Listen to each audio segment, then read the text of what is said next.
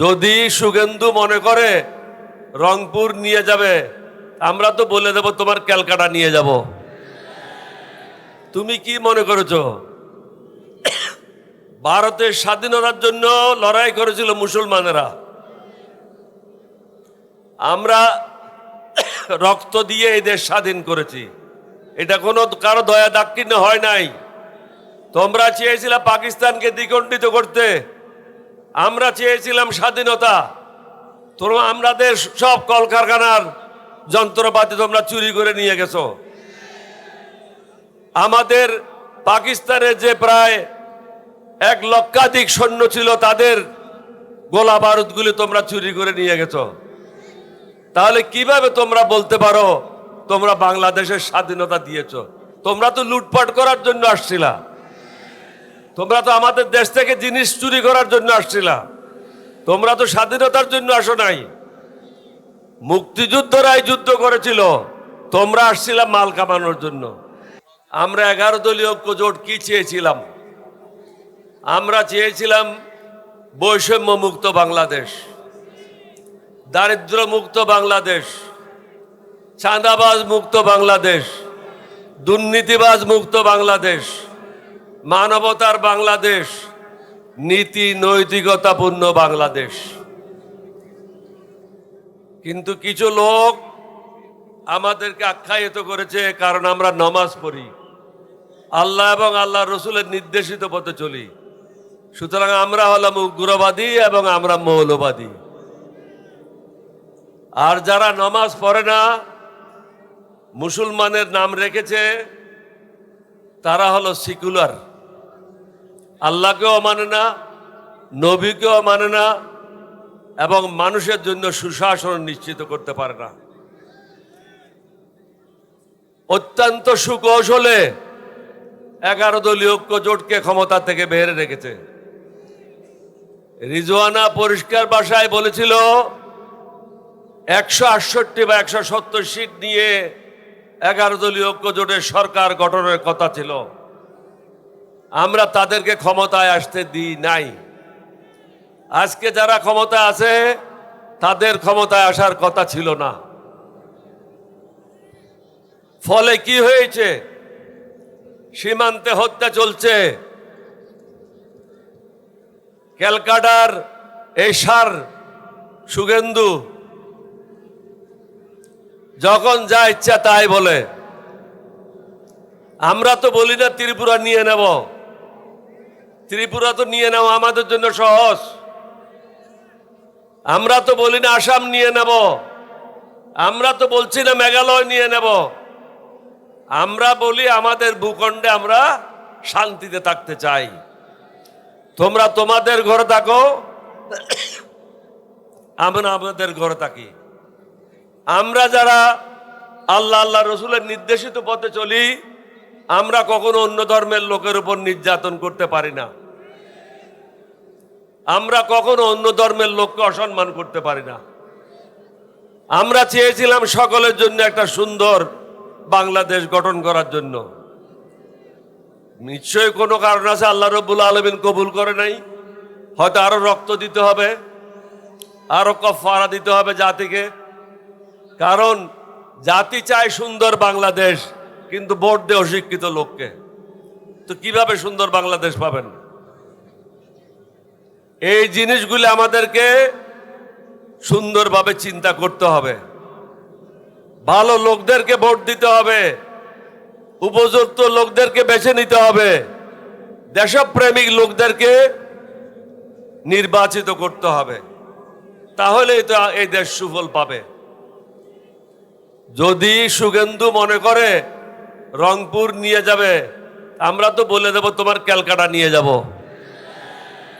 তুমি কি মনে করেছো? ভারতের স্বাধীনতার জন্য লড়াই করেছিল মুসলমানেরা। আমরা রক্ত দিয়ে এই দেশ স্বাধীন করেছি। এটা কোনো কারো দয়া দাক্ষিণ্য হয় নাই। তোমরা চেয়েছিলে পাকিস্তানকে দ্বিখণ্ডিত করতে, আমরা চেয়েছিলাম স্বাধীনতা। তোমরা আমাদের সব কলকারখানার যন্ত্রপাতি তোমরা চুরি করে নিয়ে গেছো। আমাদের পাকিস্তানের যে প্রায় 1 লক্ষাধিক সৈন্য ছিল তাদের গোলা বারুদগুলি তোমরা চুরি করে নিয়ে গেছো। তাহলে কিভাবে তোমরা বলতে পারো তোমরা বাংলাদেশের স্বাধীনতা দিয়েছো?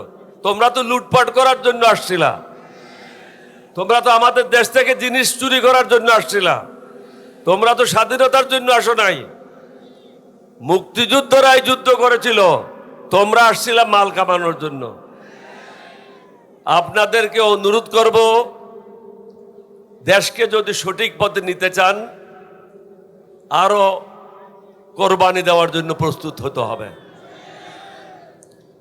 এখন দেশ ঠিক পথে নাই, মানবতা নাই, নীতি নৈতিকতা নাই। এটা একটা ভারত প্রতিবেশী দেশ হিসেবে অত্যন্ত সুপরিকল্পিতভাবে নীতি নৈতিকতা এবং সুশাসন ধ্বংস করে দিয়েছে। একটা জাতিকে যদি ধ্বংস করতে হয় তার ধর্মকে ধ্বংস করতে হবে, নীতি নৈতিকতাকে ধ্বংস করতে হবে, জাতিকে দুর্নীতিগ্রস্ত করতে হবে। হাসিনা অত্যন্ত সুন্দরভাবে সবাইকে দুর্নীতিগ্রস্ত করেছিল, অত্যন্ত অহংকারের সাথে বলেছিল আমার পিয়নেরও 400 কোটি টাকা আছে, এবং সে হেলিকপ্টারে চড়ে বেড়ায়।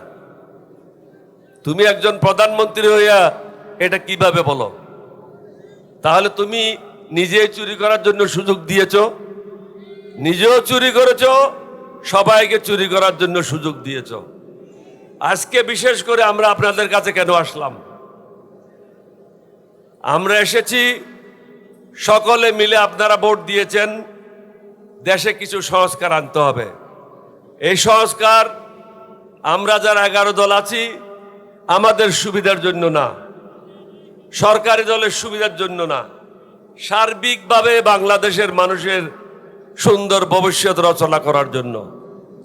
আমরা চেয়েছি আগামী দিনে যেন কেউ স্বৈরাচারী না হয়, আগামী দিনে যেন কেউ ক্ষমতা কুক্ষিগত করতে না পারে, বিচারক যেমন তার আদেশে বিচার না করে। এখন কি হচ্ছে? বিচারককে বলে দেয় একে জামিন দাও, একে ছেড়ে দাও, একে বন্ধ করো। এটাই তো চলছে। বড় বড় দাগি আসামিরা, বিএনপির উকিলেরা তাদেরকে জেল থেকে বের করেছে, এটা তো রেকর্ড আছে, এটা তো আমার কথা না। তাহলে তারা কি চায়?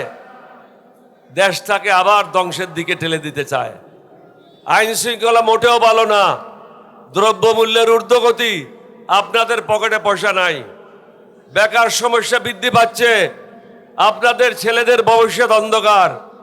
সেই অন্ধকার থেকে আলোর পথে আসার জন্য আমাদেরকে পুনরায় জাতি হিসাবে ঐক্যবদ্ধ হতে হবে। এবং ডক্টর শফিকুর রহমান সাহেবকে অনুরোধ করব, একটা নির্দিষ্ট গোল নিয়ে আমাদেরকে এগিয়ে নিয়ে যান, সমাপ্তির দিকে নিয়ে যান। প্রথম রাউন্ড ঠিক আছে, গণসংযোগ করার প্রয়োজন, জনগণকে সম্পৃক্ততা করা প্রয়োজন, সেটা আমরা সফলভাবে করতে সক্ষম হয়েছি। এখন প্রয়োজন হলো যারা অন্যায় করছে তাদের বিরুদ্ধে অবস্থান নেওয়ার, সুস্পষ্টভাবে অবস্থান নিতে হবে। আপনারা কি আমার সাথে একমত? শফিকুর রহমান সাহেব দেখলেন তোরা একমত, এখন আপনাকে সিদ্ধান্ত নিতে হবে। আপনাদেরকে কষ্ট দিতে চাই না, অনেক রোদের মধ্যে বসে আছেন, আমাদের মধ্যে তো আংশিক রোদ আংশিক ছায়া আছে, মোটামুটি ভালো অবস্থানে আছি। আপনারা অনেক কষ্ট করেছেন, আল্লাহ আপনাদের ভালো করুক। আমাদের জন্য দোয়া করবেন, আমরাও দোয়া করব, সবাই মিলে যেন একটা সুন্দর বাংলাদেশ গঠন করতে পারি, সেটার জন্য আল্লাহর কাছে দোয়া করবেন। এটা একটা বিশেষ মাস, মুসলমানদের জন্য প্রথম মাস। আমাদের জন্য কিন্তু জানুয়ারি প্রথম মাস না, আমাদের জন্য বৈশাখ মাস প্রথম মাস না। একটা হলো ইংরেজদের আর একটা হলো মুঘলদের। মুসলমানদের জন্য হলো মহরম। আমরা এই মহরম মাসে প্রবেশ করেছি, সুতরাং এখানে আপনাকে নতুন উদ্যমে মুভমেন্ট শুরু করতে হবে।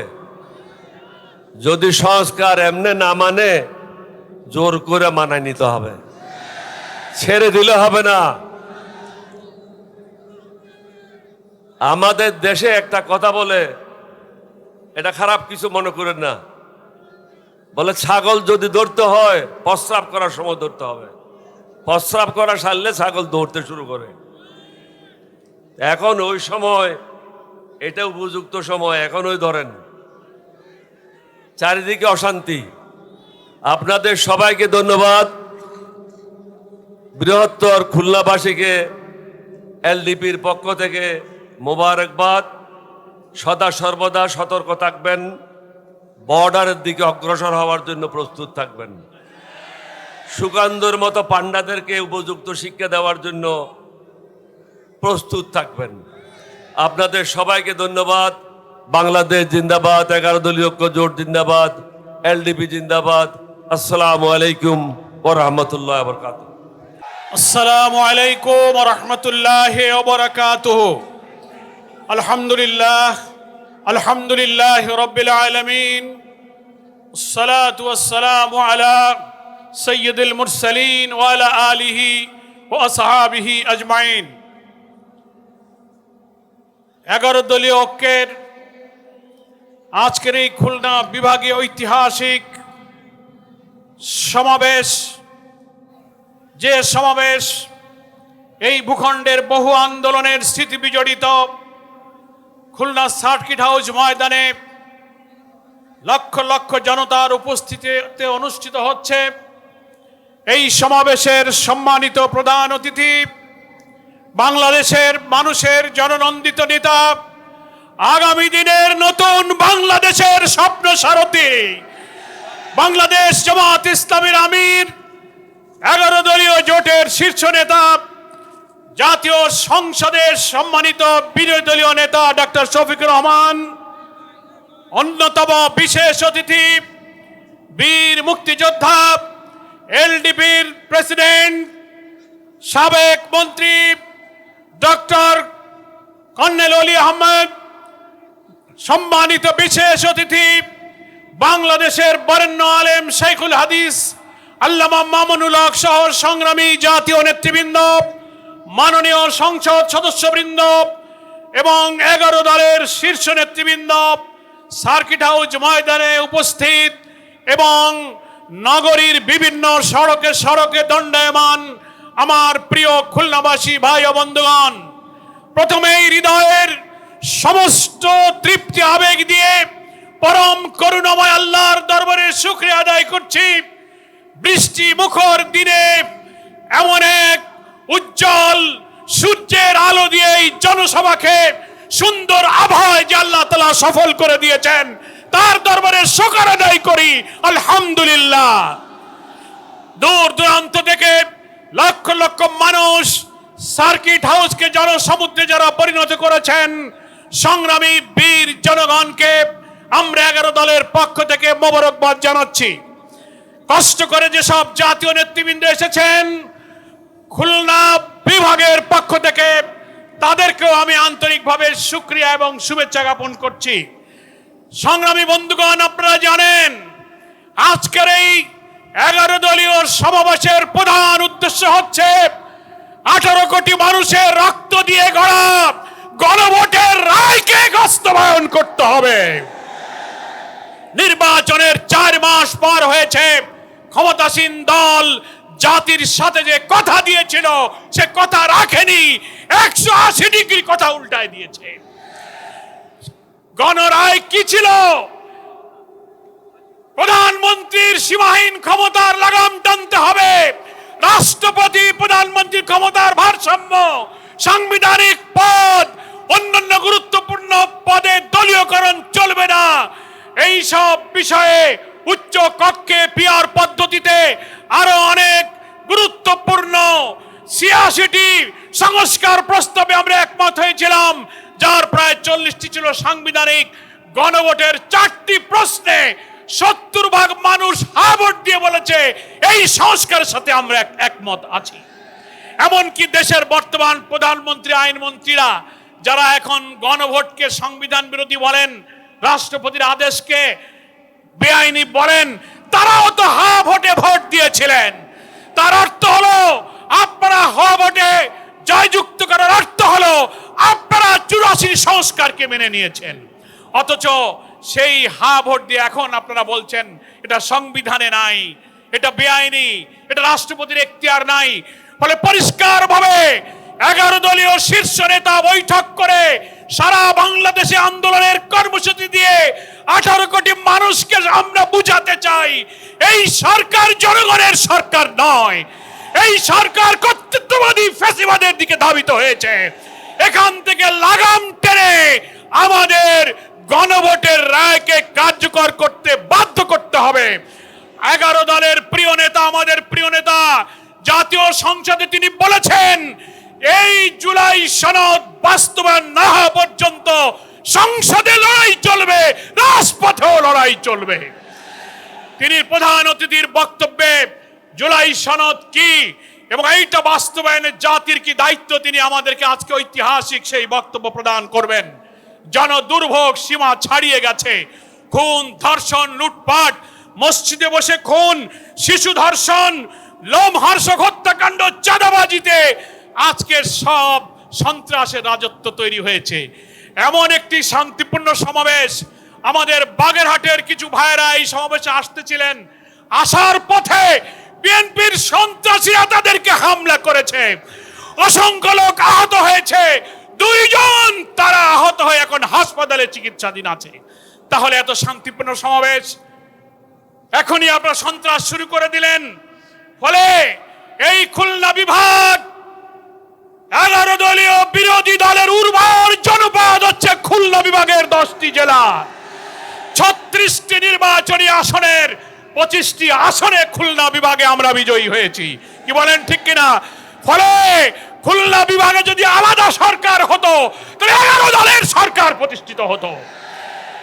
আপনারা এখানে চাঁদাবাজি করবেন, দলীয় কর করবেন, আর 11 দলের লোকদের অধিকার নির্বাচনী আসনগুলোতে বিভিন্ন ক্ষেত্রে বৈষম্য, বরাদ্দ, এমপিদের নামে মিথ্যা গুজব ছড়িয়ে আমাদেরকে ছোট করলে খুলনা বিভাগের মানুষ কিন্তু ছেড়ে কথা বলবে না।